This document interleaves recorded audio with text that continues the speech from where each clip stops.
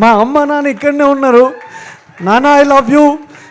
మా నాన్న ఒకప్పుడు హీరో అవ్వాలనుకున్నాడు, తను అవ్వలేకపోయాడు తన పరిస్థితులను బట్టి. ఆయనకు అప్పటికే పెళ్ళైపోయింది, ఆ ఊరిలో ఆయన చేయలేకపోయాడు. ఆయన నాన్న అమ్మ ఒక్కసారి మీరిద్దరు స్టేజ్ మీదకి రావాలి ప్లీజ్. ఆ రోజు ఆయన చేయలేకపోయాడు, కానీ ఈరోజు ఆయన కొడుకుగా నేను చేసిన అంటే దానికి కారణం ఆడియన్స్ మీరే. థ్యాంక్ యూ నాన్న, ఐ లవ్ యూ. అండ్ నేను ఇంతకన్నా ఏం చెప్పలేను అమ్మ. I love you so much అమ్మ. నేను హీరో అవుతా అన్నప్పుడు నన్ను ఎవరు నమ్మిందో లేదో తెలియదు, కానీ ఫస్ట్ నా అమ్మ నమ్మింది. మా అమ్మ నువ్వు హీరోవిరా అని చెప్పింది. నేను రేపు హీరో అయినా మా అమ్మకి నేను ఎప్పుడు హీరోనే. థ్యాంక్ యూ అమ్మ, ఐ లవ్ యూ.